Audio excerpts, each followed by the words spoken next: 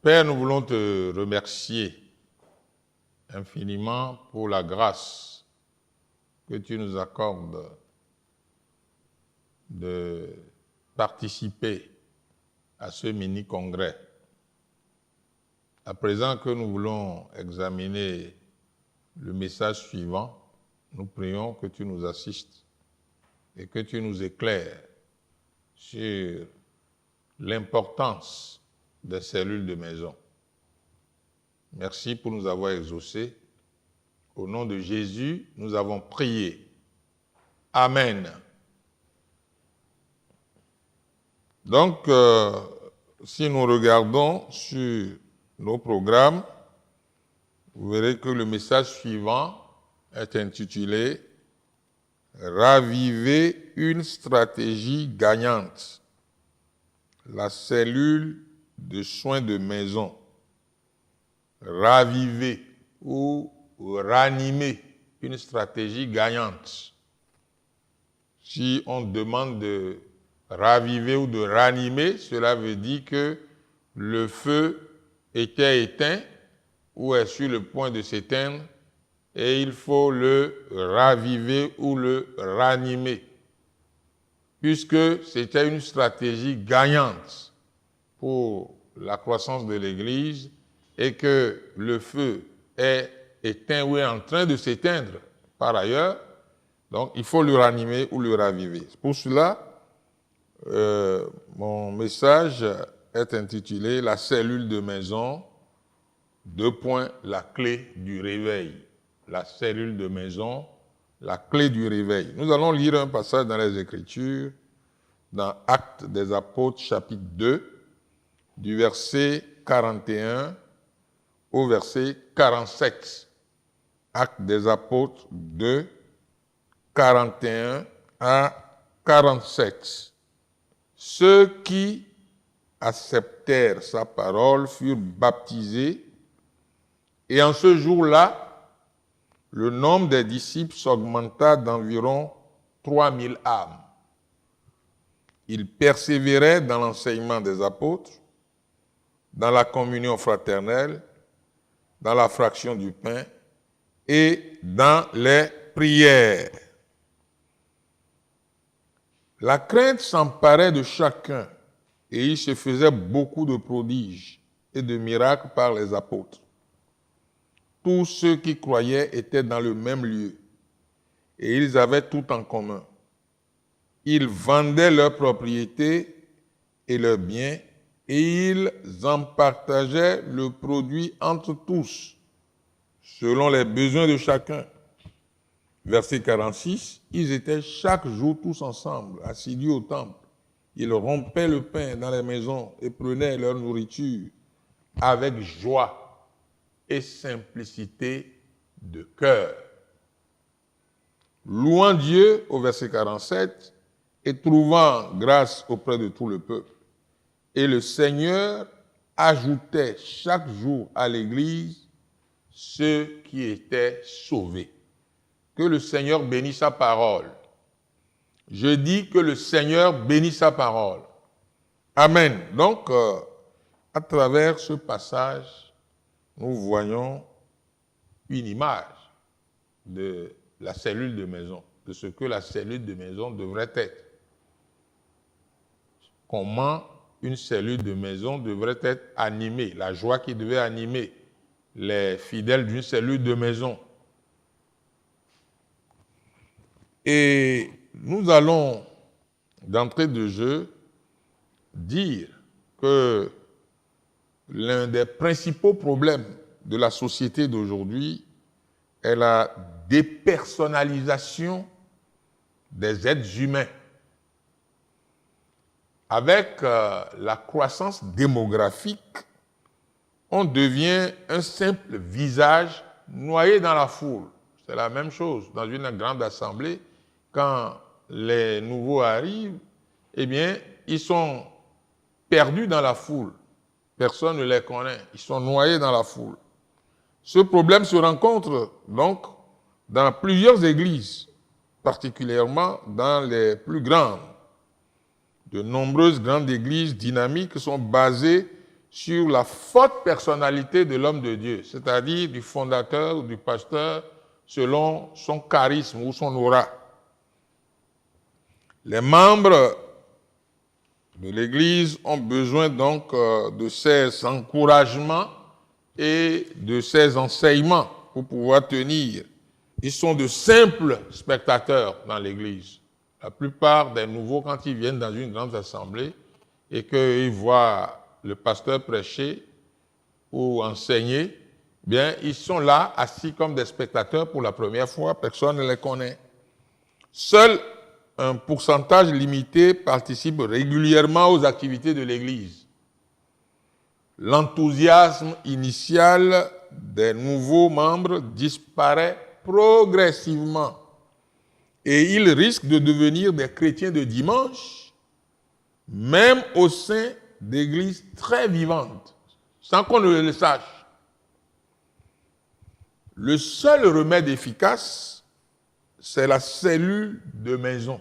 Et il faut que cette cellule aussi soit efficace et que le système soit bien compris et bien animé. Voilà pourquoi chaque membre de l'Église doit s'identifier à une cellule de maison.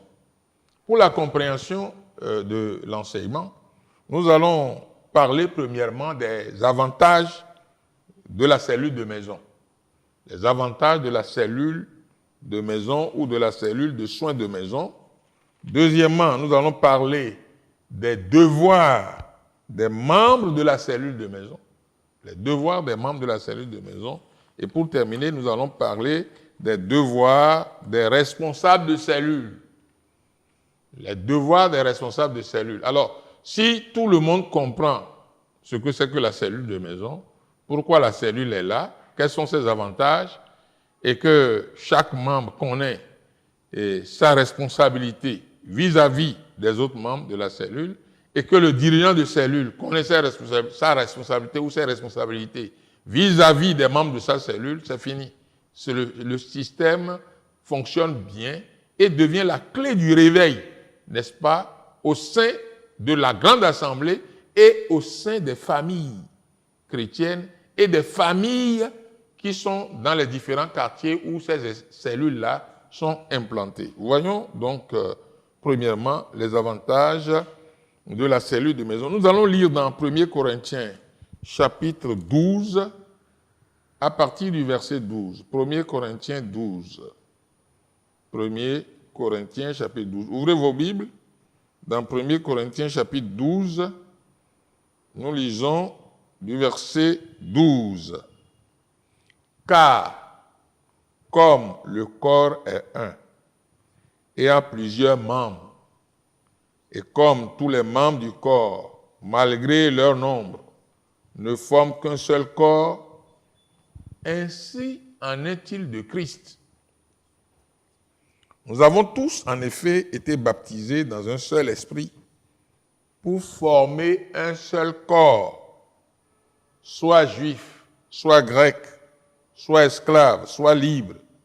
Et nous avons tous été abreuvés d'un seul esprit.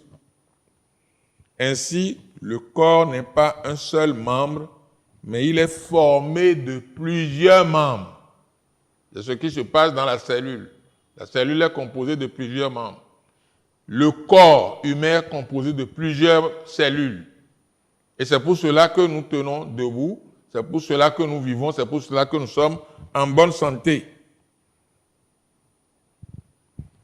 Verset 15. Si le pied disait, parce que je ne suis pas une main, je ne suis pas du corps, ne serait-il pas du corps pour cela? Et si l'oreille disait, parce que je ne suis pas un œil, je ne suis pas du corps, ne serait-elle pas du corps pour cela? Verset 17. Et si tout le corps était œil, où serait l'ouïe? S'il était tout ouïe, où serait l'odorat? Maintenant, Dieu a placé chacun des membres dans le corps comme il a voulu. Si tous étaient un seul membre, où serait le corps? Maintenant donc, il y a plusieurs membres et un seul corps. Verset 21, l'œil ne peut pas dire à la main, je n'ai pas besoin de toi, ni la tête dire aux pieds, je n'ai pas besoin de vous. Mais bien plutôt, les membres du corps qui paraissent être les plus faibles sont nécessaires. Et ceux que nous estimons être les moins honorables du corps, nous les entourons d'un plus grand honneur. Ainsi, nos membres les moins honnêtes reçoivent le plus d'honneur, tandis que ceux qui sont honnêtes n'en ont pas besoin. Dieu a disposé le corps de manière à donner plus d'honneur à ce qui en manquait, afin qu'il n'y ait pas de division dans le corps, mais que les membres aient également soin les uns des autres. Vous voyez? Au verset 26, et si un membre souffre, tous les membres souffrent avec lui. Si un membre est honoré, tous les membres se réjouissent avec lui. Vous êtes le corps de Christ et vous êtes ses membres, chacun pour sa part. Voyez-vous? Alors, tout cela nous montre comment devait fonctionner une église locale et surtout une cellule de maison. Parce que chaque membre doit être attaché à l'autre. Lorsque je brûle le doigt, je me brûle le doigt, qu'est-ce qui se passe? Tous les autres membres du corps viennent au secours de ce doigt. La bouche crie « aïe ». La main gauche vient à son secours. Et les yeux regardent ce qui s'est passé. Et tout le corps est en mouvement. Ils viennent. C'est ainsi, quand on est membre du corps de Christ, si un membre du corps de Christ a un problème, c'est tout le corps qui a un problème. Et tout le monde devait donc venir à son secours immédiatement.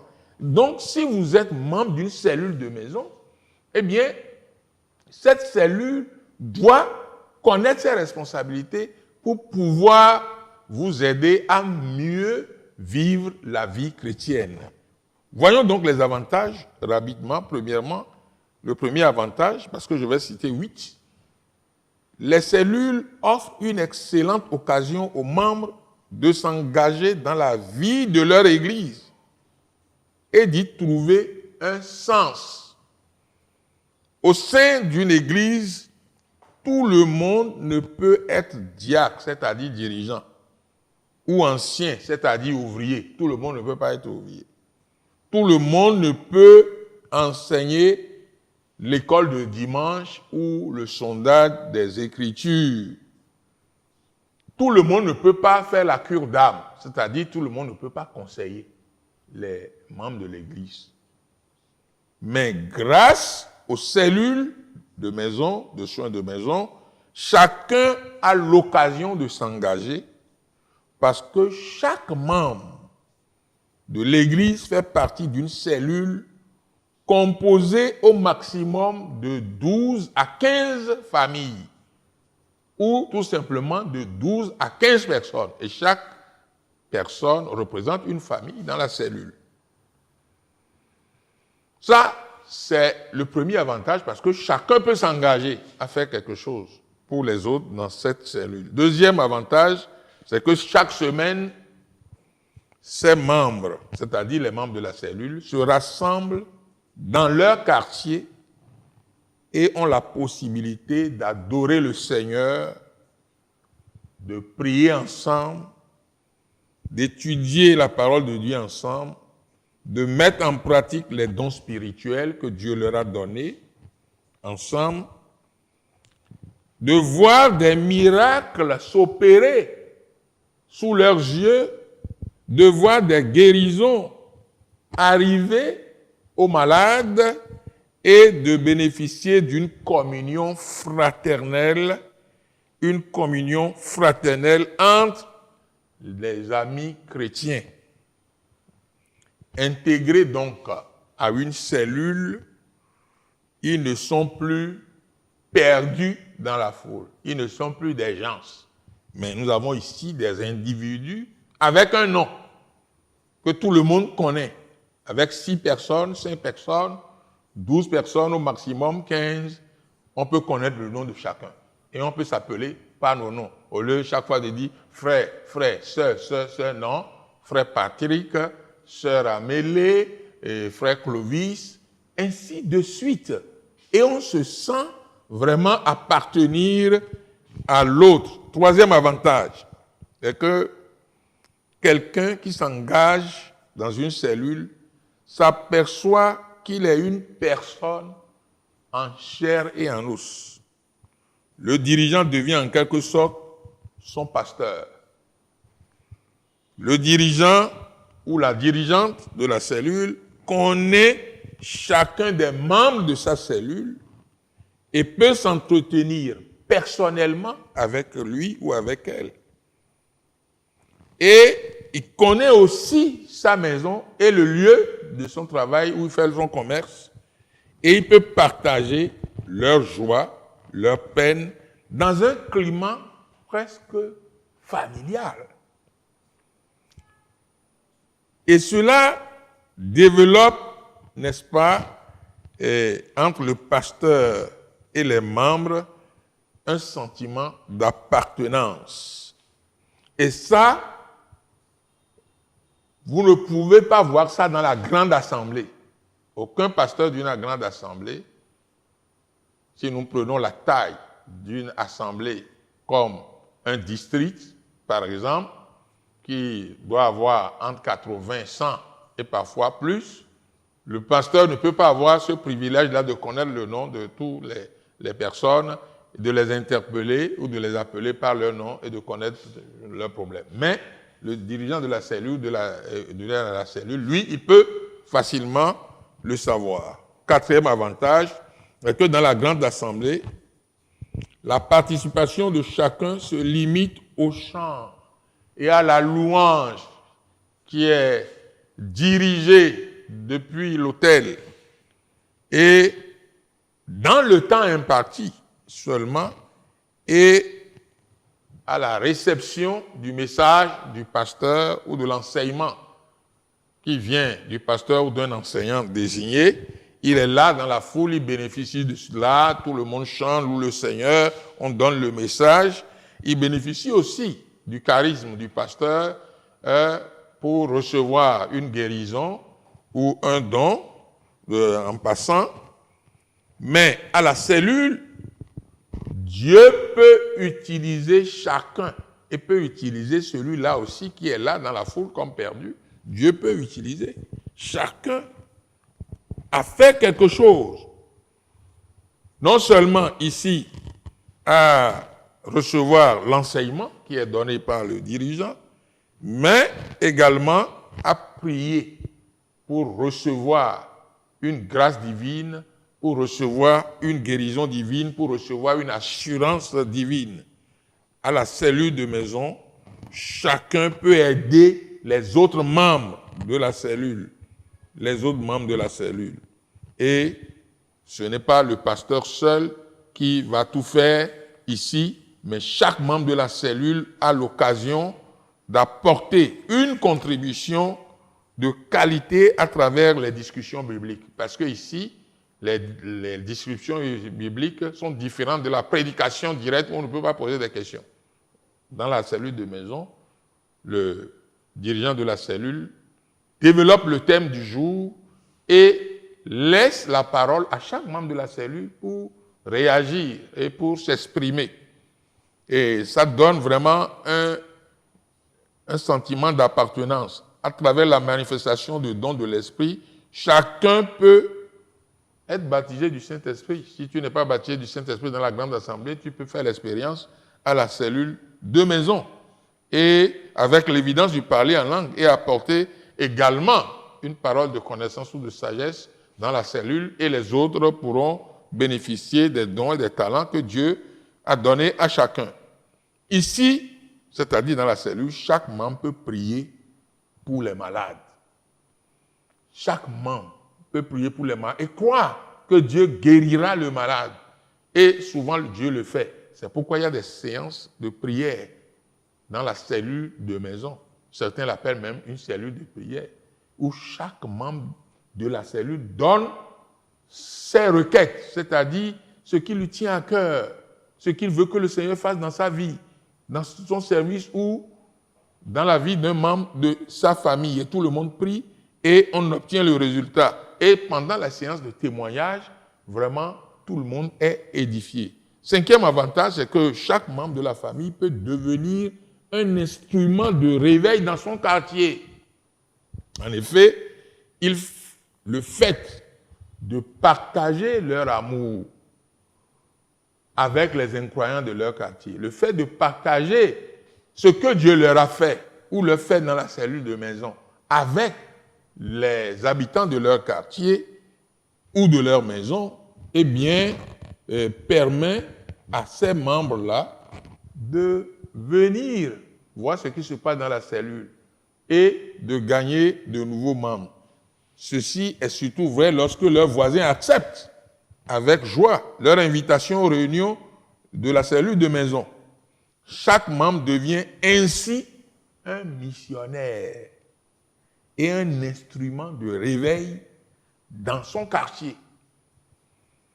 Ceci permet aux membres de chaque cellule de s'épanouir et d'expérimenter le réveil 365 jours sur 365. C'est-à-dire 365 jours par an, il est épanoui, il se sent aimé, il est dans la joie, il a une cellule où tout le monde le connaît. Et quand il vient dans la grande assemblée, les membres de sa cellule le connaissent, ils peuvent échanger à la fin du culte et ils peuvent se visiter également. Sixième avantage, c'est qu'aucun réveil ne devrait être le fruit d'un seul individu. Ainsi que le pasteur soit présent ou pas, que le coordinateur ou la coordinatrice soit là ou pas, l'Église connaît le réveil parce que le Saint-Esprit peut utiliser tous les membres de l'Église par le biais des cellules de maison. Très important. Le réveil ne s'éteindra jamais, même si le séjour terrestre du pasteur s'achève. Tant que l'Église adhérera au principe des cellules sous la direction du Saint-Esprit, eh bien, cette Église continuera à fonctionner, à se développer, même si le fondateur s'en va dans la gloire, rien ne se passera. Vous avez l'exemple de la plus grande église évangélique du monde. Vous avez entendu parler de l'église de Yonggi-cho, Yoido Full Gospel, n'est-ce pas, à Séoul, en Corée du Sud. Le docteur Yonggi-cho est parti dans la gloire depuis 2 ou 3 ans maintenant, mais son église fonctionne bien et s'étend de par le monde toujours. Et ça, c'est parce que le système des cellules de maison fonctionne très bien. Et vous savez également que dans la période du Covid-19, en 2019, eh bien, la plupart des grandes églises qui n'ont pas le système de cellules de maison, à l'issue de la pandémie, eh bien, ont disparu ou ont vu leurs membres totalement absorbés par d'autres églises. Mais ceux qui ont un système de cellules fonctionnelles, eh bien, leurs dirigeants leur prêchaient la parole de Dieu et ils recevaient ça dans les maisons. Puisqu'il y avait même des zones sanitaires, vous ne pouvez pas quitter une zone pour aller dans l'autre zone. Donc, il fallait rester à la maison pour suivre. C'est les cellules qui ont permis aux églises de fonctionner, de demeurer et à l'issue de la pandémie de revenir ensemble comme notre église, l'église biblique de la vie profonde qui a depuis donc 50 ans ce système de fonctionnement. Septième avantage de la cellule de maison, c'est la sécurité. Les membres de la cellule se sentent en sécurité, ils deviennent membres d'une même famille dans une sorte de relation communautaire. Mais le groupe est plus qu'une communauté.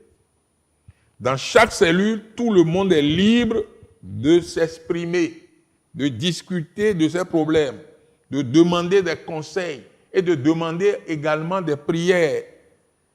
parce que les membres prennent soin les uns des autres. Ici, les relations personnelles dépassent la cure d'âme, dépassent le cas de la prière, puisqu'on est comme une famille et les gens prennent soin les uns des autres. 8e avantage, c'est que la cellule, n'est-ce pas, entraîne la croissance de l'Église. En effet, c'est les cellules de maison qui nourrissent la grande assemblée des nouveaux membres. Ce n'est pas le contraire. Dès la création des cellules, les cellules doivent fonctionner de telle sorte qu'elles gagnent de nouveaux membres et alimentent la grande assemblée des nouveaux membres. C'est ça qui fait que la croissance de l'Église continue. D'ailleurs, sur un échantillon de 14 000 personnes, et les chercheurs et les enseignants de la croissance de l'Église ont fait un travail en posant la question à chacune de ces personnes, comment est-ce que vous avez connu Christ? Vous connaissez la réponse? La réponse est que c'est soit à travers un ami, c'est soit à travers une famille qu'ils ont connu Christ. Cela veut dire quoi? Cela veut dire que 70 à 90 personnes ont répondu comme ça, que c'est à travers un ami ou à travers une famille. Et cela veut dire que c'est les relations personnelles qui font que l'on gagne de nouvelles âmes. L'évangélisation personnelle, l'évangélisation par amitié et ici par une famille. Lorsqu'un membre d'une famille est sauvé, il témoigne à sa famille et les membres de la famille aussi sont sauvés, viennent à Christ. Donc, quand il y a plusieurs cellules et que chaque cellule invite une famille et que les familles sont sauvées, eh bien, ils viennent à l'église ensemble. Donc, c'est les cellules qui nourrissent l'église. Et dans Actes chapitre 2, verset 46, nous avons lu ça, nous allons relire pour voir Actes 2, 46. Ils étaient chaque jour tous ensemble, assidus au temple. Ils rompaient les pains dans les maisons et prenaient leur nourriture avec joie et simplicité de cœur. Louant Dieu au verset 47 et trouvant grâce de tout le peuple. Et le Seigneur ajoutait chaque jour à l'église ceux qui étaient sauvés à travers les cellules de maison. C'est ce qui se passe. C'est les cellules qui nourrissent la grande assemblée. Enfin, nous allons voir la deuxième partie de cet enseignement. Les devoirs des membres de la cellule de maison. Les devoirs des membres de la cellule de maison. Dans Romains chapitre 12, ouvrez votre Bible, je vais vous montrer les devoirs des membres de la cellule de maison. Romains 12, nous lisons du verset 3. Par la grâce qui m'a été donnée, je dis à chacun de vous de n'avoir pas de lui-même une trop haute opinion, mais de revêtir des sentiments modestes, selon la mesure de foi que Dieu a départie à chacun. Car, comme nous avons plusieurs membres dans un seul corps, et que tous les membres n'ont pas la même fonction, ainsi, nous qui sommes plusieurs, nous formons un seul corps en Christ, et nous sommes tous membres les uns des autres. Puisque nous avons des dons différents, selon la grâce qui nous a été accordée, que celui qui a le don de prophétie les exerce selon l'analogie de la foi. Que celui qui est appelé au ministère s'attache à son ministère, que celui qui enseigne s'attache à son enseignement, et celui qui exhorte à l'exhortation. Que celui qui donne le fasse avec libéralité, que celui qui préside le fasse avec zèle, que celui qui pratique la miséricorde le fasse avec joie. Verset 9. Que la charité soit sans hypocrisie. Ayez le mal en horreur. Attachez-vous fortement au bien. Par amour fraternel, soyez pleins d'affection les uns pour les autres. Par honneur, usez de prévenance réciproque. Ayez du zèle et non de la paresse. Soyez fervents d'esprit. Servez le Seigneur. Réjouissez-vous en espérance. Soyez patients dans l'affliction. Persévérez dans la prière. Pourvoyez aux besoins des saints. Exercez l'hospitalité. Bénissez ceux qui vous persécutent. Bénissez et ne maudissez pas. Réjouissez-vous avec ceux qui se réjouissent. Pleurez avec ceux qui pleurent. Ayez les sentiments les uns envers les autres. N'aspirez pas ce qui est élevé, mais laissez-vous attirer par ce qui est humble. Ne soyez point sages à vos propres yeux. Ne rendez à personne le mal pour le mal. Recherchez ce qui est bien devant tous les hommes. Je vais m'arrêter là et vous pouvez lire jusqu'au verset 21. Toutes ces recommandations sont faites pour les membres de l'Église et surtout pour ceux des cellules de maison.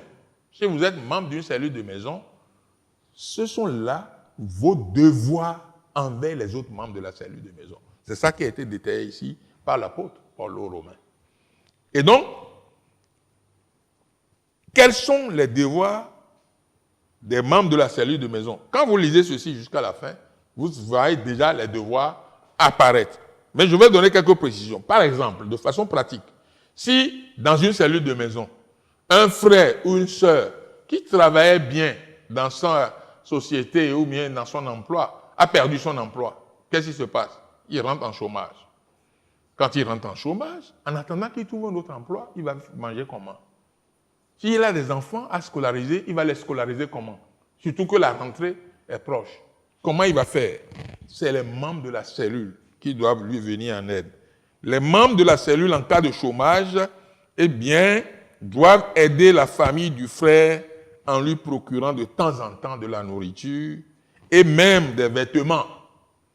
Le groupe, c'est-à-dire la cellule, peut même prélever une offrande spéciale pour aider à payer la scolarité de l'un ou des enfants du chômeur selon les moyens dont disposent les membres de la cellule. C'est extrêmement important. C'est ça la solidarité. C'est ça la convivialité. C'est ça l'association. Deuxième devoir, en cas de maladie par exemple, les membres des cellules vont faire le ménage chez le malade, le visiter à l'hôpital en cas d'hospitalisation et prier pour sa guérison en lui apportant un réel réconfort et encouragement. En cas d'accouchement, les membres de la cellule vont, n'est-ce pas, visiter la personne qui a accouché, la famille qui a vu la naissance d'un bébé, pour vraiment aider cette femme à faire le ménage, puisqu'elle ne pourra plus le faire, à laver le bébé par les femmes expérimentées de la cellule et à faire toutes choses comme on devrait le faire en famille. En cas de deuil, eh bien, c'est comme si toute la cellule est endeuillée. Tous les membres assistent la famille éprouvée, pleurent avec elle et pourvoient aux besoins les plus urgents. C'est ça, verset 15 dit, « Réjouissez-vous avec ceux qui se réjouissent, pleurez avec ceux qui pleurent. » C'est ça la solidarité, l'amour fraternel doit exister entre les membres de la cellule. Ça ne peut pas se faire dans une grande assemblée. Non, mais dans une petite assemblée, dans une cellule de maison de 5 à 12 personnes, 15 au maximum, ça peut se faire. Et nous devons pouvoir le faire. Et tous les besoins urgents de la personne peuvent trouver leur solution là-bas.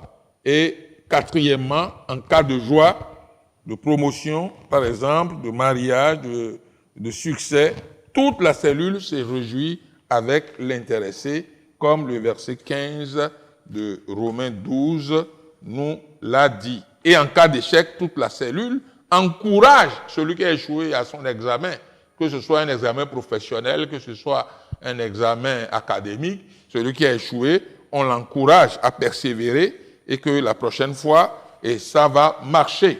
Dans Actes des Apôtres, chapitre 2, nous retournons dans Actes chapitre 2, nous lisons là du verset 43, il dit, la crainte s'emparait de chacun, il se faisait beaucoup de prodiges et de miracles par les apôtres. Tous ceux qui croyaient étaient dans le même lieu et ils avaient tout en commun. Ils vendaient leurs propriétés et leurs biens et ils en partageaient le produit en tous selon les besoins de chacun. Gloire à Dieu. C'est ça, une cellule de maison. Voilà comment ça fonctionne, une cellule de maison. Et voilà les avantages qu'on a quand les membres de la cellule connaissent leurs devoirs, leurs responsabilités l'un envers l'autre. En conclusion, c'est une vie communautaire magnifique. Les membres s'aident mutuellement. Quand un membre est rattaché à une cellule, il sait qu'il est aimé, qu'il est entouré. Et c'est cette sorte de sécurité qui manque aux grandes assemblées où les cellules n'existent pas. Voilà pourquoi il nous est demandé de ranimer le système, de raviver le système, puisque c'est un système qui nous a aidés depuis la fondation de cette église, une église qui est fondée depuis 50 ans, 73, et en 2023, eh bien, c'est ça qui a entraîné l'explosion de la croissance de l'église biblique de la vie profonde en Afrique et dans le monde entier. Et nous voyons aujourd'hui que le système est en train de ralentir et le feu est en train de s'éteindre. Donc maintenant, au sortir de ce mini-congrès, nous devons ranimer ce feu-là. Nous devons ranimer cette stratégie gagnante et qui nous a fait gagner sur un demi-siècle.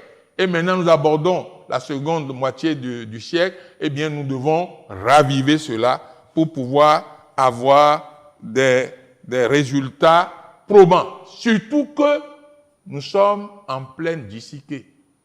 La croisade mondiale avec Koumoui, chaque mois, la croisade nous donne de porter des fruits.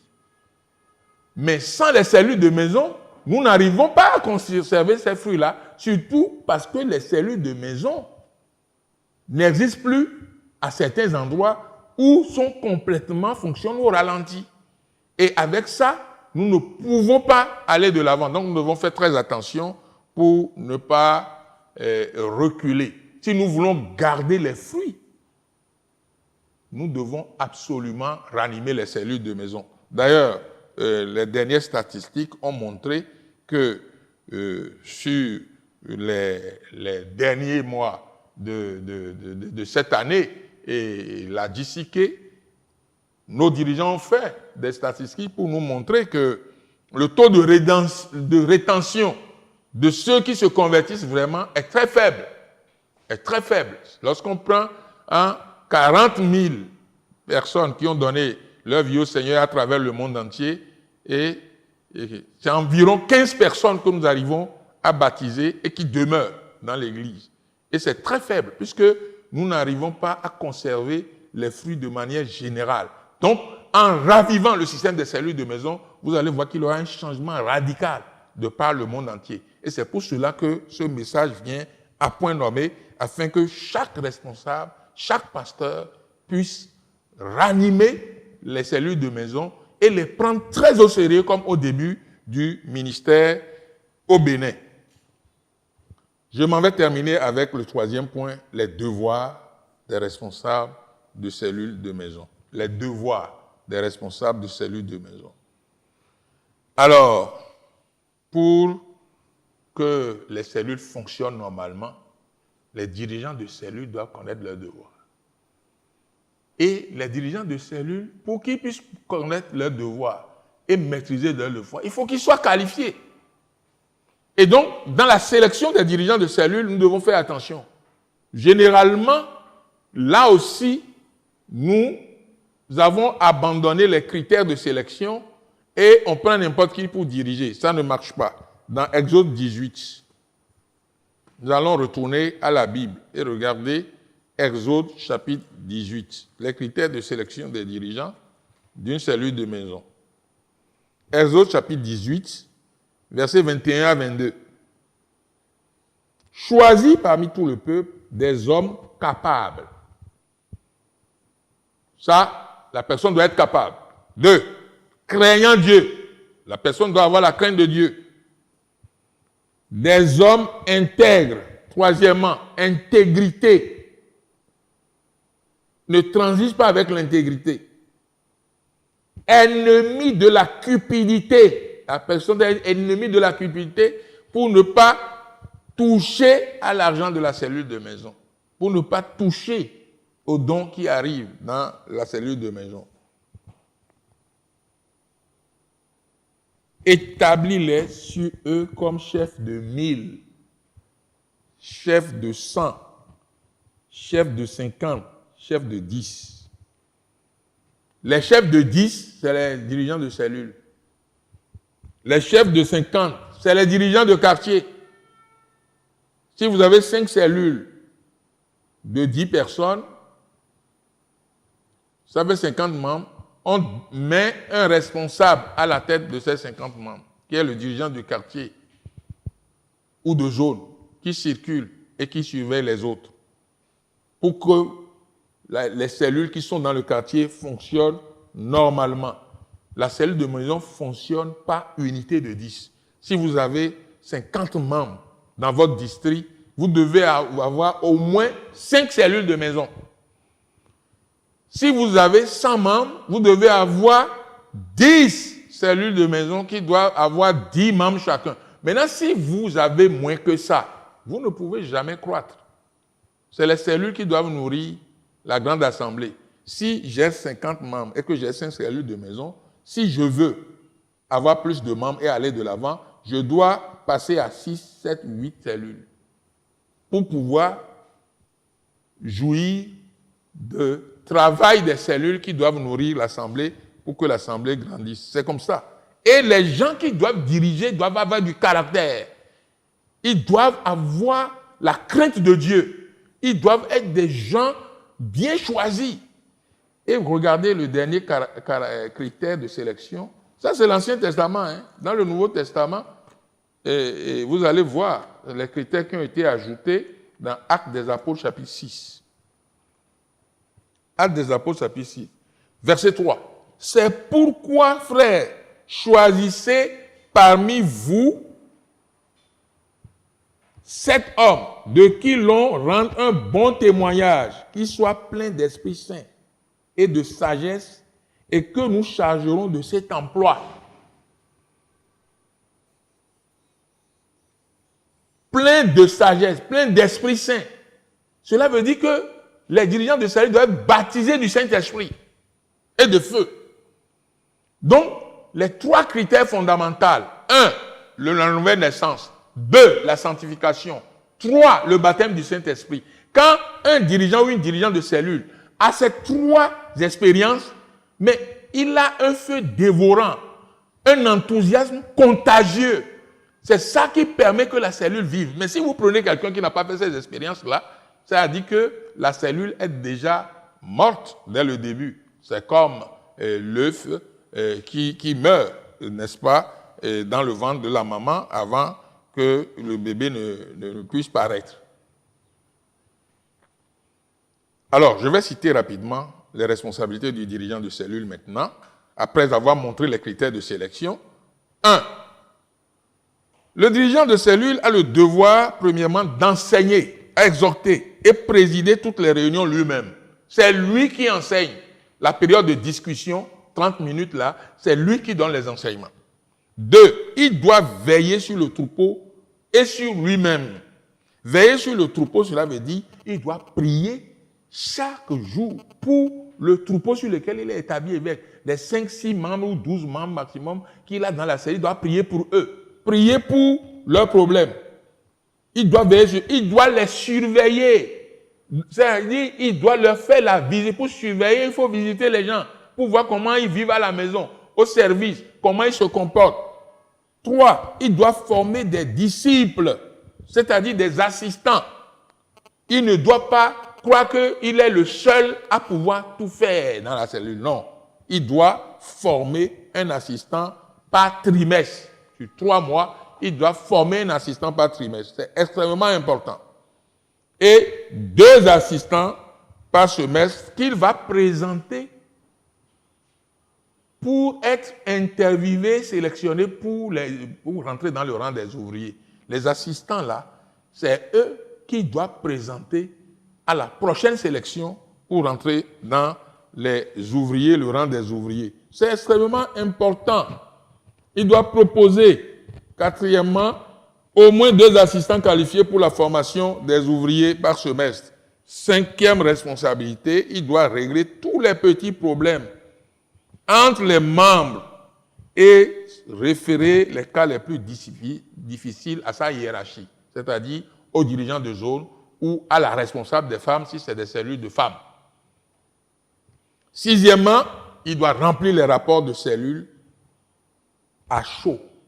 Chaque dimanche, à la fin de la cellule, il remplit son rapport en même temps et le remet le dimanche à l'étude, le lundi à l'étude biblique à son responsable hiérarchique qui est le dirigeant de zone ou la responsable de femme.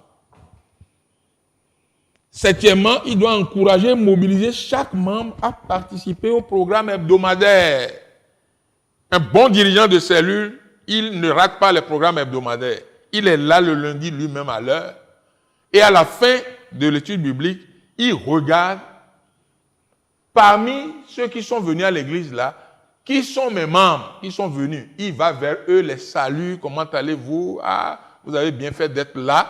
Et ceux qui ne sont pas venus, il les identifie immédiatement et il se lance à leur trousse. Avant d'aller à la maison, il peut passer chez une ou deux personnes déjà pour voir pourquoi tu n'étais pas arrivé, ou il envoie les autres membres de la cellule qui sont proches de ceux qui sont absents, aller les visiter pour moi et rendez-moi compte. Et à l'heure de la nouvelle technologie, il peut leur envoyer des messages, il peut les appeler directement et il fait la surveillance et il fait un marquage presque à la culotte, mais de façon aimable et non pas comme un gendarme.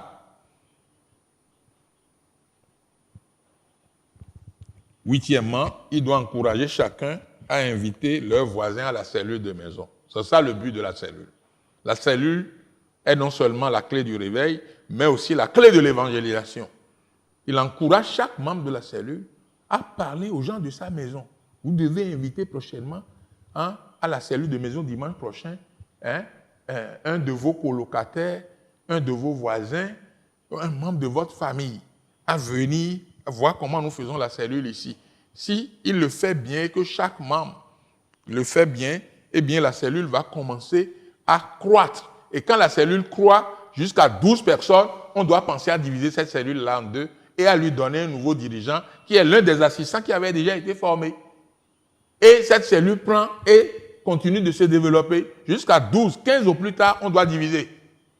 C'est comme ça que ça doit fonctionner si le responsable de la cellule connaît ses rôles et ses responsabilités. Neuvième rôle et responsabilité, il doit encourager chacun à participer aux retraites et aux programmes spéciaux de l'Église avec toute sa famille.